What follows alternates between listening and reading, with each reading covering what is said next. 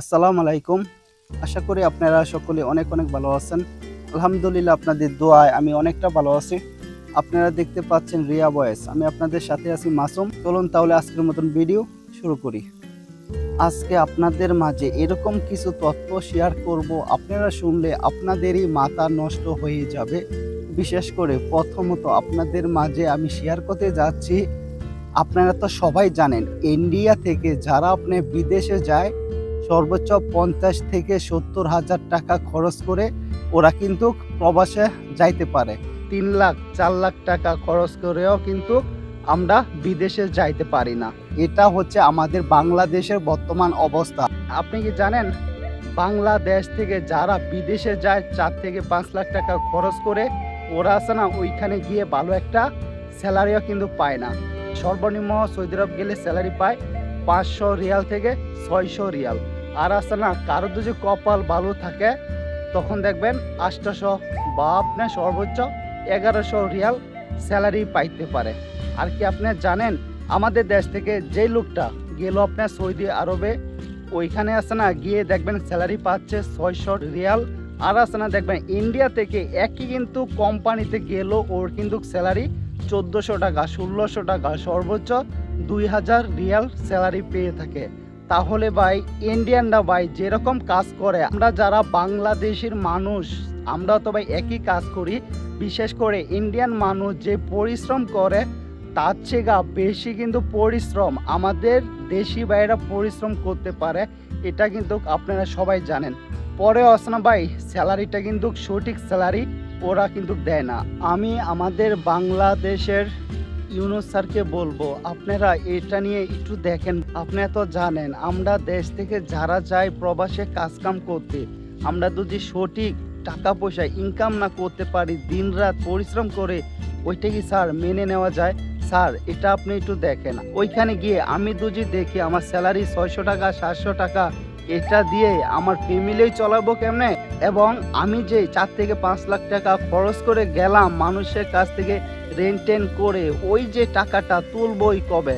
Sir সেটা কিন্তু আমরা কোনো অবস্থাতে বুঝতে পারছি না। ইউনুস স্যার আপনাকে আমি বারবার রিকোয়েস্ট করছি, স্যার আপনি একটু এটা দেখেন, আমাদের প্রবাসীর ভাইয়ের কথা একটু চিন্তা ভাবনা করেন।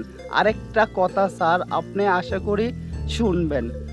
আপনি তো জানেন স্যার ইন্ডিয়া থেকে যারা বিদেশে যায় 70 থেকে 60,000 টাকা খরচ করে বিদেশে যাইতে পারে। আমাদেরকে এরকম একটা সুযোগ করে দেন, আমরা যারা নতুন করে বিদেশে যাইতে চাই তারা যেন 1 লাখ টাকার মধ্যে বিদেশে যাইতে পারে। স্যার এটা আপনার কাছে রিকোয়েস্ট।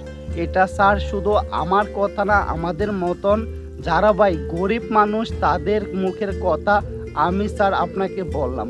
নতুন করে যারা বিদেশে যাচ্ছে তাদেরকে আছে না যেন 1 লাখ টাকার মধ্যে ওরা যেন বিদেশে যাইতে পারে এরকম একটা সুযোগ স্যার আপনি তৈরি করে দেন। আরও আছে না যদি কিছু বলি তাহলে আপনারা অনেক কিছু বুঝতে পারবেন। আপনি কি জানেন বর্তমানে কিন্তু দুর্নীতি কতটুকু কমছে সেটা আমি জানি না। বিশেষ করে যখন আপনার আওয়ামী লীগ সরকার পাওয়ারে ছিল তখন কিন্তু আমি একজন মানুষ ফিঙ্গারপ্রিন্ট দিতে যাই। আমরা তো জানি 3 দিনের ট্রেডিং করার পর যে একটা সার্টিফিকেট পাই ওইটা নিয়ে আমি কিন্তু গেলাম ফিঙ্গারপ্রিন্ট দেওয়ার জন্য। বিশেষ করে ওইখানে ভাই গিয়ে দেখলাম দালালের অভাব নাই। ও কোনো অবস্থাতে অফিসের ভিতরে ঢুকতে পারছি না। দালালরা বলছে আমাদের সাথে কথা না বলে আপনারা ভিতরে যাইতে পারবেন না। পরে যে ভাই দালালকে আমি জিজ্ঞাসা করলাম আমি ভাই আইসি ফিঙ্গারপ্রিন্ট দেওয়ার জন্য, আপনাদের সাথে আমি কিসের কথা বলবো? ওই আমাকে বলল ভাই আপনি আছে না দুজি ফিঙ্গারপ্রিন্ট দিতে চান তাহলে আপনার 3000 টাকা খরচ হবে, তাহলে আপনি ফিঙ্গারপ্রিন্ট দিতে পারবেন, আনাইতে আপনি ফিঙ্গারপ্রিন্ট দিতে পারবেন না। সত্যিই কিন্তু হইল কোনো অবস্থাতে ফিঙ্গারপ্রিন্ট দিতে পারি নাই এবং কি আমি অনেক চেষ্টা করছি অফিসের ভিতরে ঢোকার জন্য কিন্তু আমি ঢুকতে পারি নাই। তারপর ওইখান থেকে ফিরে আসলাম আবারও বাড়ির। পরের দিন আবারও ভাই গেলাম অফিসে, আমার যে কাগজপত্র ওইটা লুকিয়ে আমি ভাই সরাসরি অফিসে চলে গেলাম। ওইখানে গিয়ে ভাই দেখলাম যে আপনার ফিঙ্গারপ্রিন্ট নেয় উনি আমাকে বলে, আপনি ভাই সরাসরি কেমনে এখানে আসলেন? উত্তরে বললাম, আমার কাগজপত্র আমি লুকিয়ে আমি আপনার সরাসরি অফিসে চলে আসলাম। উনি আমাকে বলল, নিচে যে দালালরা ছিল ওরা কি আপনাকে আটকায় নাই? আমি বলছি, ভাই আটকানোর সুযোগ পাই নাই, কারণ কাগজটা আমি লুকিয়ে আপনার কাছে চলে আসলাম। বললাম, স্যার আমার ফিঙ্গারপ্রিন্ট নেন, আমার কাজটা করে দেন। উনি আমাকে বলল, ফিঙ্গারপ্রিন্ট নেওয়া সম্ভব না, আপনি দালালের সাথে কন্ট্যাক্ট করে তারপর আসেন, তারপর ফিঙ্গার দিয়ে চলে যান। এই লোকটা ফিঙ্গারপ্রিন্ট নেয়। ওনাকে আমি বললাম, স্যার দালালের সাথে কন্ট্যাক্ট করার দরকার নাই, সরাসরি আপনার সাথে আমি কন্ট্যাক্ট করি, আপনাকে কয় টাকা দেওয়া লাগবে বলেন, আপনাকে আমি টা দিচ্ছি।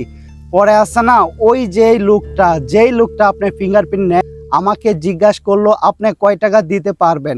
উনি আমি ডিরেক্টলি অফার করলাম 2000 টাকা। উনি আমার কাছ থেকে টাকাটা নিয়ে আমার কিন্তু ফিঙ্গারটা কমপ্লিট করে দেয়। এই কিন্তু আমাদের দেশের অবস্থা। আপনারা যারা উপরের লেভেলে আছেন তাদেরকে আমি বলবো, স্যার এগুলি আছে না শেষ করে, যেহেতু এখন আওয়ামী লীগ সরকার নাই, যেহেতু এখন আপনারা দেখতে পাচ্ছি অনেক কাজই কিন্তু হাতে নিলেন, অনেক কিন্তু দুর্নীতি শেষ করে দিচ্ছেন। আপনাদের কাছে স্যার আমি অনুরোধ করছি, জেলা পর্যায়ে যেখানে ফিঙ্গারপ্রিন্ট নেয় এখানে যে দালাল ওইগুলি আপনারা সরাইয়া দেন মানুষের কাছ থেকে, আর যেন কোনো অবস্থাতে ঘুষ না দাবি করতে পারে, আপনারা সেরকম একটা অবস্থান তৈরি করেন। যাই হোক, ভালো থাকবেন, সুস্থ থাকবেন, আল্লাহ হাফেজ।